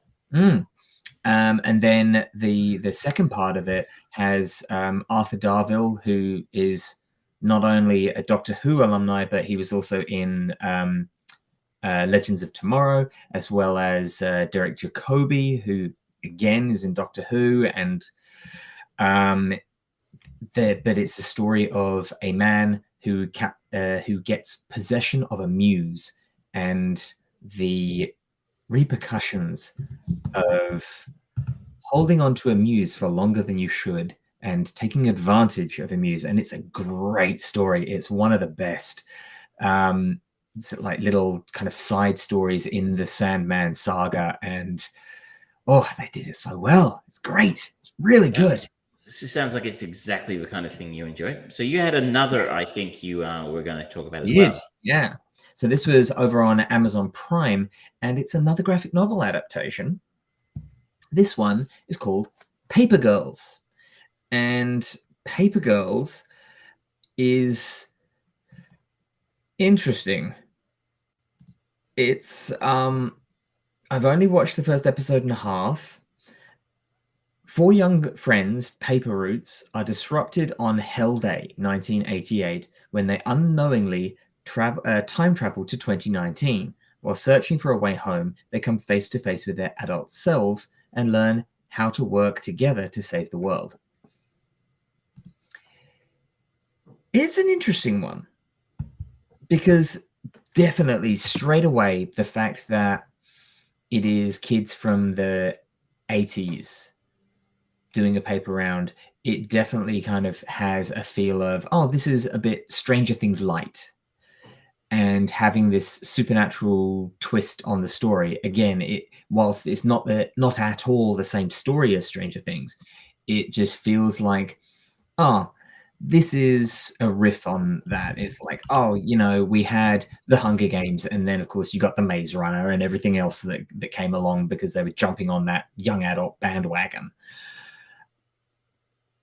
It's an interesting show. I don't know if I like it though. I don't know if it's got the quality to it. The only actor in it that I really know is because the four young actresses are Cameron Jones, who plays Tiffany, Riley Nealett, who plays Erin, Sophia Rosinski, who plays Mac, and Fina Straza, who plays KJ.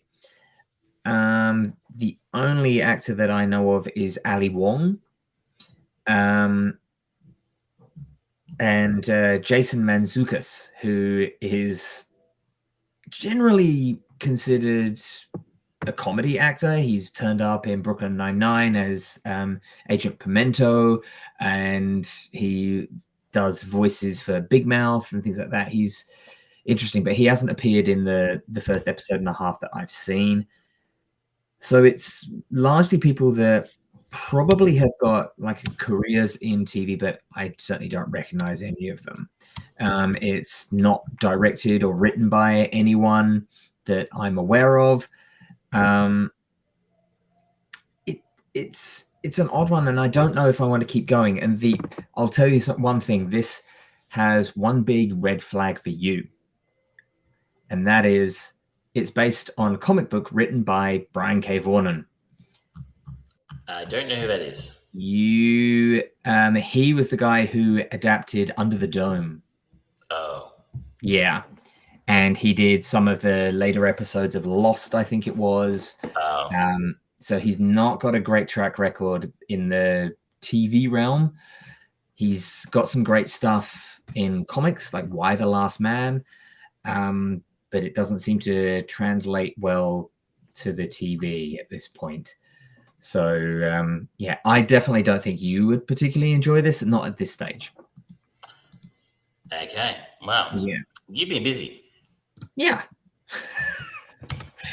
I smashed through as much as I could. And I watched the final season of Brooklyn Nine-Nine, but I'll go into that at a later date. Very good. I'm going to change pace if that's okay. How dare you, sir? And I said, being the nouveau riche, bourgeois, middle-class hipster that I am, I went to see some stuff at MIF, like I mentioned at the start. And one film I happened to catch was a Chilean film called 1976. Now, I don't know how easy it's going to be for people to see it, but maybe if it sounds interesting, I thought I'd talk about it. Chile, 1976, Carmen heads off to her beach house. When the family priest asks her to take care of a young man he is sheltering in secret, Carmen steps onto unexplored territories away from the quiet life she is used to. I won't bother talking about the cast or crew here because you've never heard of any of these people. Like they are, I imagine, big in either Chile or Latin America. But the main cast, I guess, the main actor is Aline Kuppenheim, who I think is Spanish. Now, I'm all about seeing stuff about stories that are set during totalitarian dictatorships because that's my jam. You know how to have fun, sir. I sure do. And that's one of what attracted me to this story. And, wow, it's a bit of a letdown. Oh. So I think what the film's trying to explore, so for those who don't know, there was a military coup in Chile in 1975 where the leftist Salvador Allende was overthrown and murdered by the military, and General Augusto Pinochet was installed as their the dictator, and he remained in power 20 years or something, not quite, but for a long time. And we ruled, at least initially, with an iron fist. Thousands of people were disappeared, aka murdered. As was the style at the time. That's the style at the time. Well, we're going to keep going. We're going to keep right on moving to the next one after this. But that's where this film is set. This is 1976, so the coup has happened, and the military is in charge of a country. And our protagonist, Carmen, is a middle-class wife of a doctor who, it's insinuated, works perhaps with a junta, or at least has contacts with powerful people. And she's moved up to their beach house for the season just to sort of hang out and for various, social gatherings. The priest in the area is sheltering a young man who has been shot in the leg, asks her to help out by looking after him.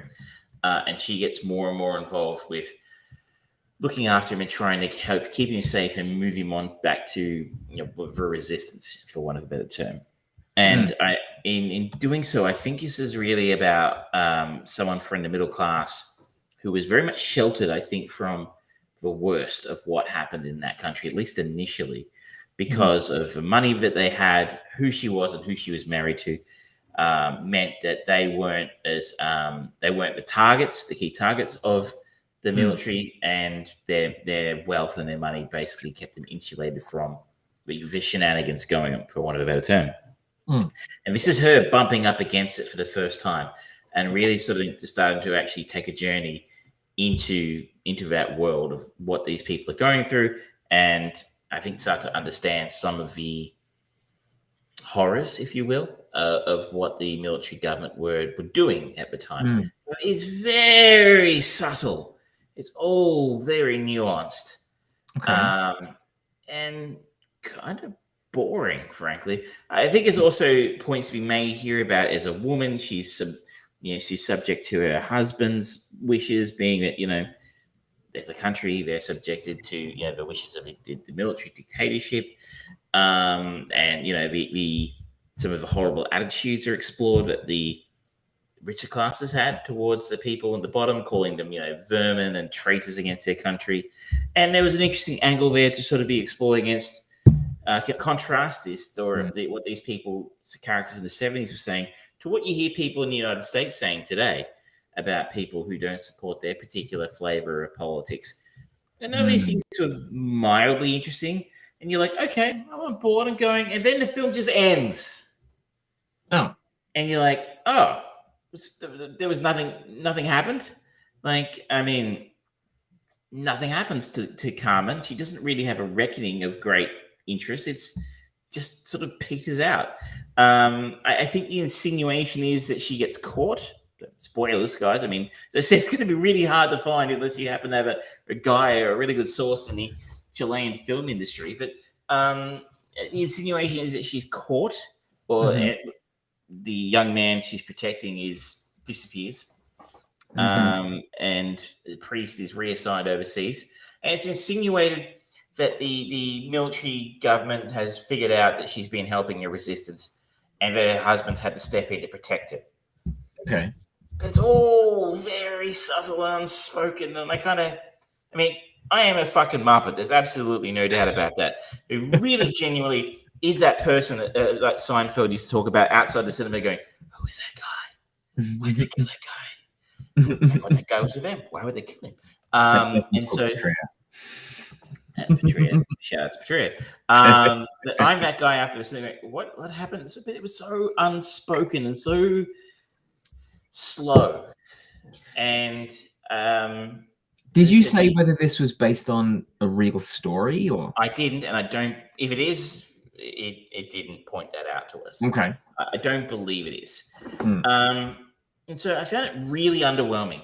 That there was no real blow off at the end. I mean, I didn't expect her to come out and go, actually, I look like a middle class wife, but actually, I'm a highly trained Navy SEAL.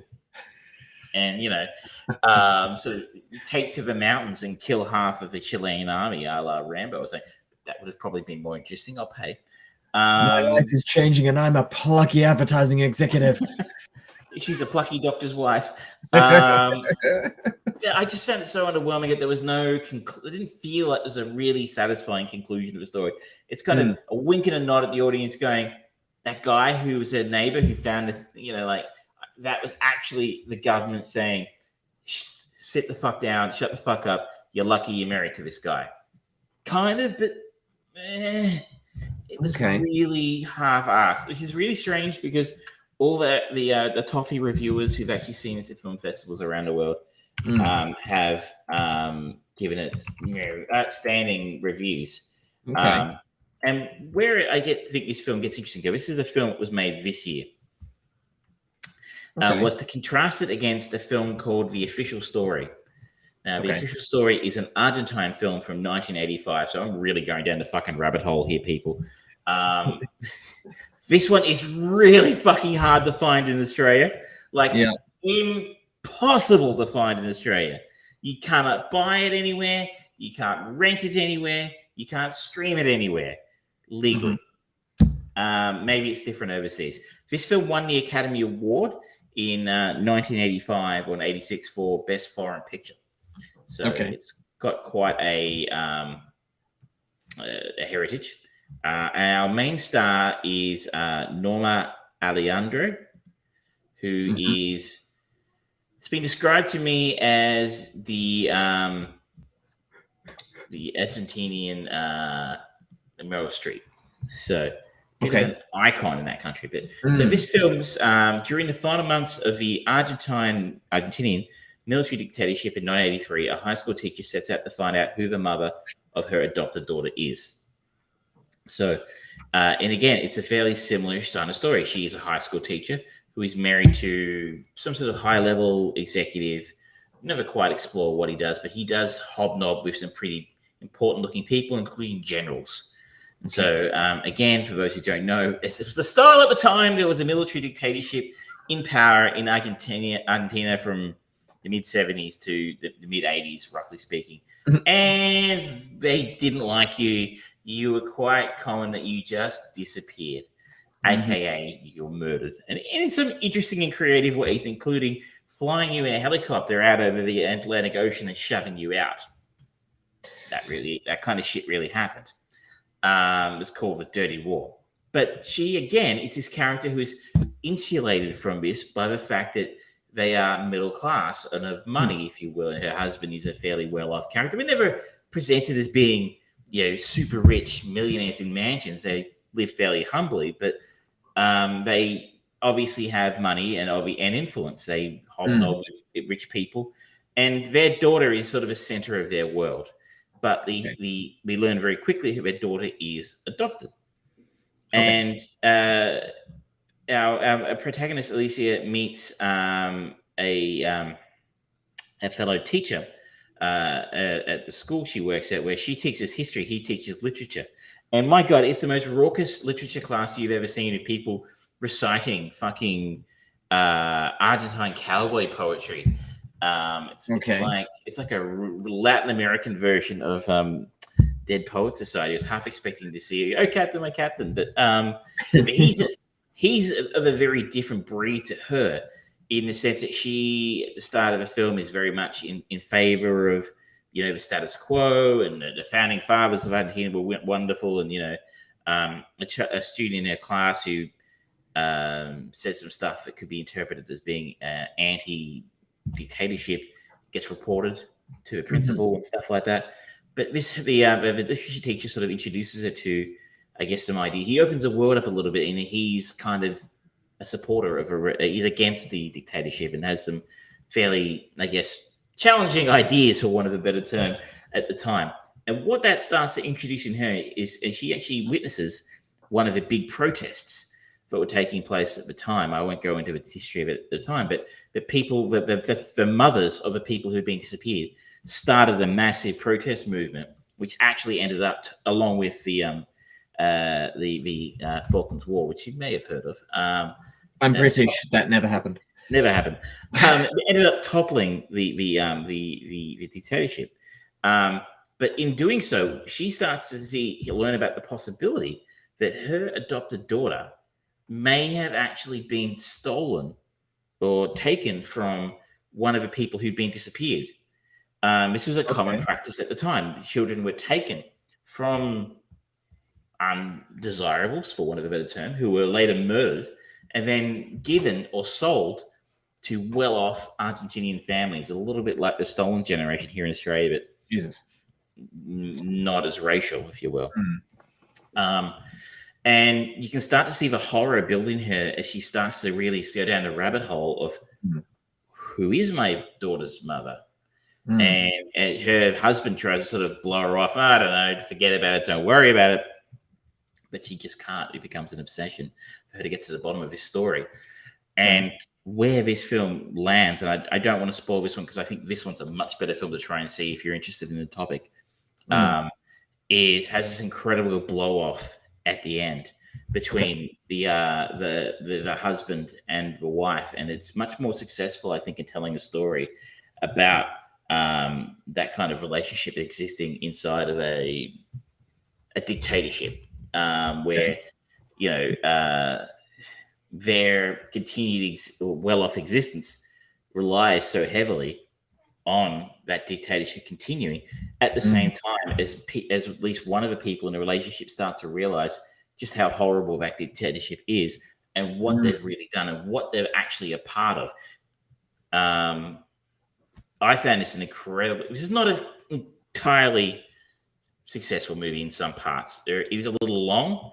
There are some stretches where you kind of go, well, I don't think you needed that in there. But like from start to the performances are fucking outstanding. Like outstanding performances.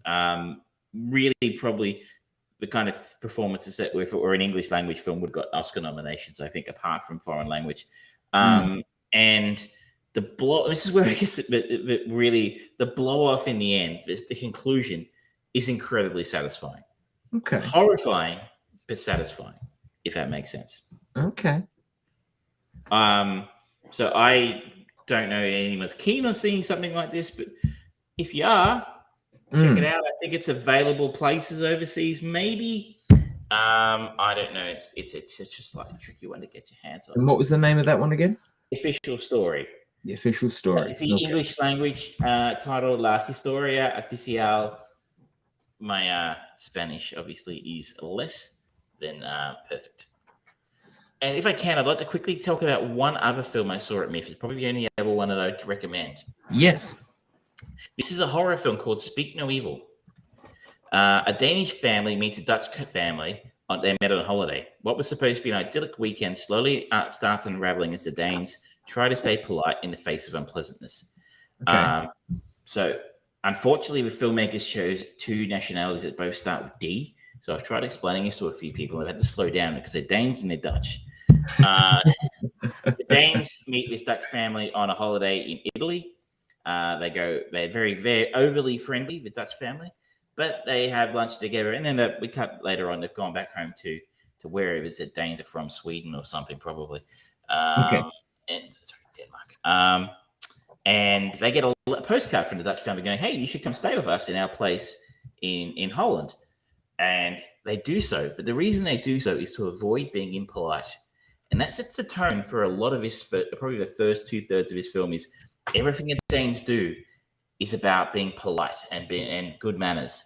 And it becomes almost a comedy of manners and politeness where they're put in these horrible, uncomfortable situations, but they don't say anything or do anything about it because to do so would be impolite. So they go and stay with this Dutch family who live in a country in Holland, and they're brutish, not British, brutish, and thuggish and rowdy and just low rent people. And stuff happens like they yell at their son in front of these people, and they get in the screaming matches at him. They go take them out to dinner, and they go to this shithouse restaurant, and they make the guests pay and get into some serious dirty dancing action right in front of them. And all the while, they're not saying anything because they don't want to be impolite. The filmmakers, Christian and Mads Tufdrup, I'm probably murdering those names, set out to make a film that would be the most incredibly uncomfortable viewing experience you could possibly imagine. Wow. Like, and they have succeeded. Like I went and saw this film, a friend of a show, Patria, who spent at least a third of the film with their hand over her eyes. And it's not uncomfortable in the way you might think. There's not a whole lot of graphic violence or gore or that kind of thing. It's just the situations of the social awkwardness of being in an empty restaurant with your hosts drunkenly groping each other meters away from you. And you're kind of going, it's creepy, or I won't spoil it for you. There's some other moments in this which you just cringe at. The whole thing is super, super cringy and uncomfortable to watch. And the filmmakers super successfully create this real air of tension because this is a horror film. That's how they marketed it. Yeah. So something really fucking horrible is going to happen. You're just waiting for it. And they build this incredible sense of dread and terror. Probably the film, in some ways, that kind of reminded me most of sometimes was The Shining. Not in the sense that there's any kind of supernatural element to the story. There's nothing like that. But I don't know if you remember, I don't know if you've seen The Shining recently, but there's that scene at the beginning of the film where you've got the helicopter shot of the car going up the mountain. Yeah. And you've got that really bombastic, dreadful, you're like, it's like the kind of music you'd expect at the climax of a film, but it's right at the start. And all that's happening is a car driving up a road. Yeah. This film does that as well. Like you'll be just going out and playing on the swings of the kids, and it'll be slamming you with this music going, what the fuck? Where's it coming from? When the film does reach its crescendo towards the end, and we learn what's really going on with this Dutch couple and why they've invited the Danes there and what they're up to, what their goal here is, it like fucking blew my mind. I walked away and I was uncomfortable for a full 24 hours after this film thinking about it. It really stayed with me. Wow. So it's called Speak No Evil is the English title. I'm not even going to fucking attempt the actual original title because I got no idea how to say it. Very, very good. I don't know how easy this is. A Danish-Dutch production. It's mainly in Danish and Dutch and a little bit of English. I don't know how easy it's going to be to see, but if it comes up at an art house cinema near you, you see it on a video on demand platform, or if there's a film festival nearby and this is showing, one of the better horror films I've seen in a very, very long time. See, the early premise and the early way you talked about it of being sort of like that overly polite couple with the awkwardness, I just suddenly imagined Hollywood going, you know what, we can turn this into a comedy and it'll be an overly polite Canadian family meeting a Texan family or something like that. It could work. It could work in the States that way. But I mean, I don't think you can, when I say it's a comedy of politeness, I don't think it's played for laughs in a way. You could play it for laughs. But it's more the fact that, like I said, you're so tense and uncomfortable seeing these people put in these situations because can you imagine being around, you're hanging out with your girlfriend and you go out and meet some of her friends or some of your friends and they start screaming at their child while you're in the room. It'd be like, what do? You can't really tell them off. Like they're being really abrupt and horrible to their child. Like social norms say you shouldn't be telling other people how to parent their kids, but at the same time, they're being a real dick to this kid, like that's the kind of situation we're talking about. And it does it beautifully. And the payoff at the end, there's a couple of moments where you go, I don't know, I buy that. Like that seems to have worked out very conveniently, but it's brutal. Is the only thing I can say. Okay. Cool. Well, that pretty much wraps us up for this show, I think. A little teaser for next week.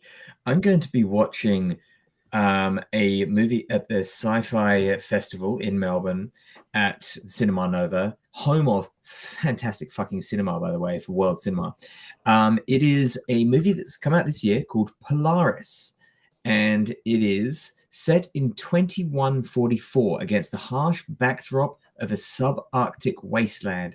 Sumi, a human child raised by Mama Polar Bear, narrowly escapes capture from a brutal Morad hunting party and sets out across the vast winter landscape. When Sumi stumbles across Frozen Girl, an unlikely friendship is forged, and together they race ahead of the vindictive hunters towards the only guiding light Sumi knows, the Polaris Star. Well, that sounds bizarre. Yeah. I think you've chosen I'm well. excited for this. I don't know anyone or anything connected to it, but it just sounds interesting, and I am all for it. Absolutely, yeah. Well, that's what these films are. That's what these festivals are for. You see stuff, maybe you're never going to get a chance to see it again. Yeah, even looking at how IMDb has. Oh, you might also like this. It's one that I really do want to see. Crimes of the Future, the new David Cronenberg movie. One called Moloch, which I don't know. Bestia, Woodlands Dark, and Days Bewitched. A history of book horror. Hard boiled, yeah. Something in the Dirt. He Who Gets Slapped.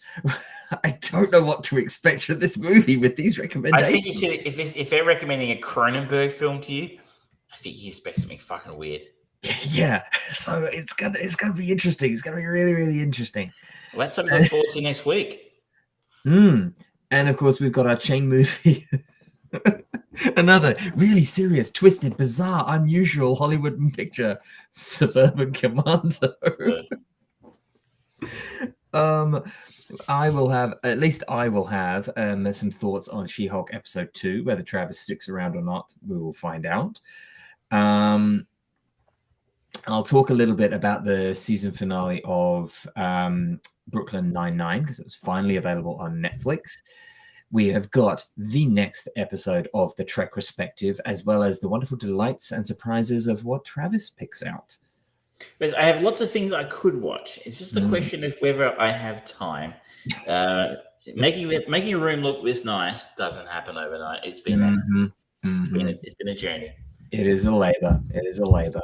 But thank you so much, ladies and gentlemen, for joining us. Please don't forget, if you are watching us live, you can always jump into the chat and ask us questions or give us recommendations. We love taking recommendations, good or bad. You just have to give us a reason why we should watch it.